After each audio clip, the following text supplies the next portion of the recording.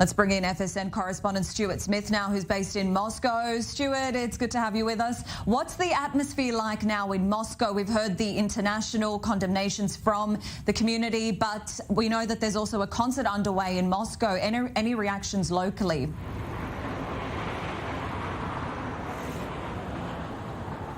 Yeah, there's a concert underway closer to the Kremlin, but already we're seeing people leave that concert walking down in the other direction with Russian flags. Many of them will have been asked to come here or forced to come here through their companies, and so that's not unusual, though, in terms of large Russian patriotic events. There is music playing, but the main mood will be one of, I expect,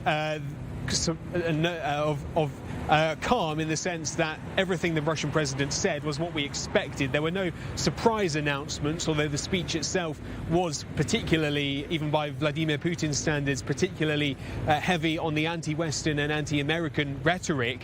What he laid out was, first of all, the reasons for these referendums taking place. He then went to go on to declare that, indeed, in his mind, they are legitimate, that they are not in violation of international law and firmly in line with the United Nations Charter, and then went on to explain why he felt, for the majority of his speech really, focusing not on Ukraine but on the West, why he felt this was such an existential moment for Russia, that he is calling on Russian people to understand that they are facing a threat from the West which is very dangerous for Russia, one that needs to be countered through the so-called special military operation in Ukraine, and may involve, as it has done already, the call-up of civilians to fight, and that this is not just an operation in Ukraine, but a hybrid war, a response to a hybrid war, he believes, that is being fought by the West against Russia.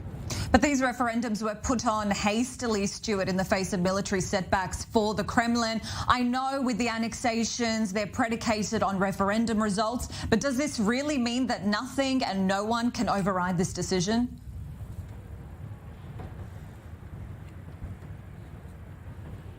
Yeah, once it's happened, then in the Russian constitution, this, even if there were, say, for example, peace negotiations between Russia and Ukraine, the constitution says that no territory taken into Russia can then be given back, even by any president. That's what the constitution says.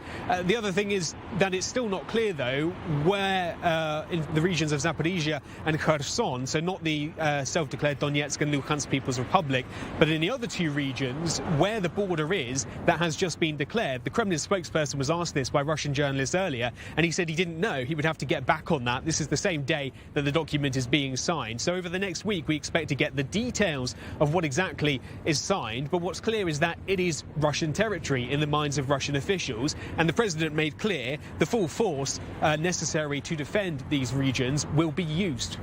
I'm not sure if you were getting word on the ground there that there were reports that voting involved coercion, even some threats, and some people were even being paid to go and vote. Is this by any means true, though?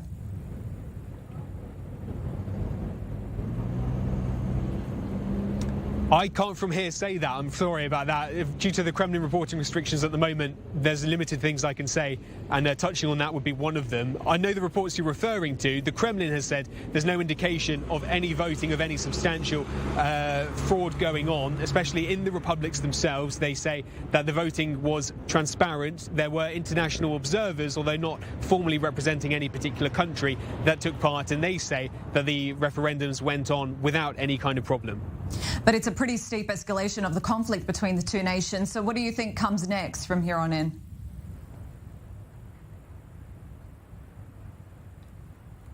Yeah, so first of all, this does have to go through the parliamentary procedures, but that's all looking like it will just be voted through with perhaps a bit of debate on the details. In terms of how Russia can now continue its special military operation, because there was no sign earlier from the president's speech that this is by any means a done deal. It will continue with now 300,000 Russian conscripts in order to try to so-called defend these territories. And then from there, we don't know whether that will be it, or whether, as one politician suggested, the other regions of Ukraine are next. Has that very vaguely defined objective of to denazify and demilitarize Ukraine, has that been achieved, or at least can Vladimir Putin sell it as having been achieved? Well, for a start, it's now a hybrid war with the West. It's not just about Ukraine, and it's not clear from the speeches we've heard today where this ends. When will be that point that Russia concedes that it has achieved what it set out to achieve. That still is unclear.